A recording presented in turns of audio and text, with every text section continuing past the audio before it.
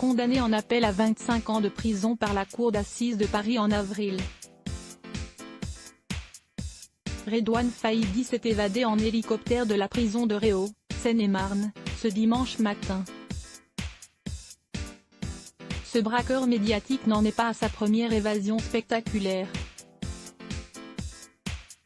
Le braqueur aux multiples condamnations Redouane Faïdi s'est évadé du centre pénitentiaire de Réau, Seine-et-Marne, le 1er juillet à 11h20.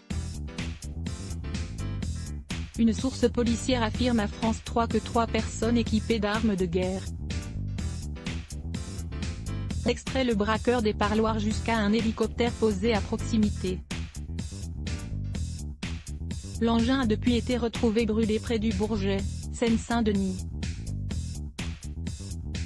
France Info revient sur le profil du plus médiatisé des braqueurs français, qui s'est donc, à ce jour, évadé 3 fois de prison. Évasion de Redouane Faïdi, suivez la situation en direct. Un braqueur récidiviste. Redouane Faïdi débute sa carrière de braqueur en 1990, alors qu'il vient de fêter ses 18 ans, avec l'attaque d'une agence du Crédit du Nord. Pendant 8 ans, il multiplie les forfaits. Il est notamment impliqué dans des braquages avec prise d'otages et des attaques de fourgons blindés. Le 28 décembre 1998, il est arrêté à Paris. Il écope de 31 ans de prison pour plusieurs affaires, notamment pour violence aggravée, séquestration, tentative ou vol avec arme et en bande organisée. Il bénéficie d'une libération conditionnelle le 30 mars 2009 et retourne à la vie civile. Il obtient un poste de commercial et assure que son passé de braqueur est derrière lui. Mais le 20 mai 2010, un groupe de malfaiteurs tente d'attaquer un fourgon blindé de transport de fonds à Créteil, Essonne. Ils échouent et sont repérés par des policiers, qui les prennent en chasse sur l'autoroute. La course-poursuite est spectaculaire. Les braqueurs tirent sur les forces de l'ordre et blessent des automobilistes. Arrivé à Villiers-sur-Marne, Val-de-Marne, il mitraille une voiture de police municipale qui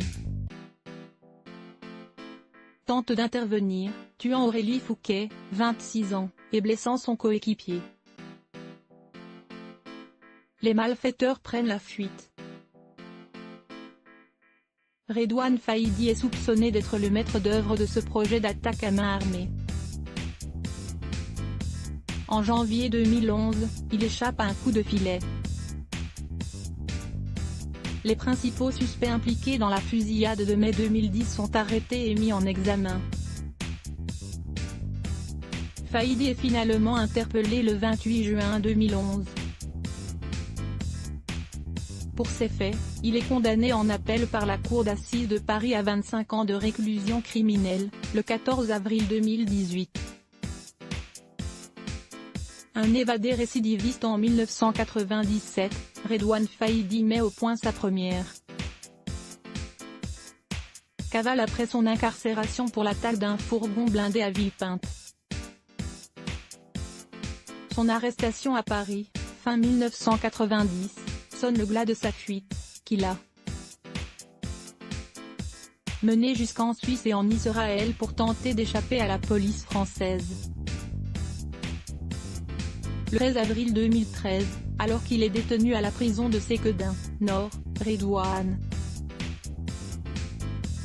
Faïdi prend 5 membres du personnel en otage, avec une arme de poing. À l'aide d'explosifs, il ouvre la porte principale de l'établissement et retrouve ses complices qui l'attendent dans une voiture qui lui permet de s'enfuir. Une fois abandonné, le véhicule est incendié et le dernier otage relâché. Le fugitif, devenu ennemi public numéro 1, est rattrapé le 29 mai 2013, dans un hôtel de Ponto-Combo, en Seine-et-Marne. Un habitué des plateaux de télévision, Redouane Faïdi n'est pas seulement un braqueur. C'est aussi un amoureux du cinéma, particulièrement des films de gangsters, un mode d'emploi. Braquer, explique-t-il, faisant notamment référence à Hit et au film de Martin Scorsese. Il s'est aussi essayé à l'écriture.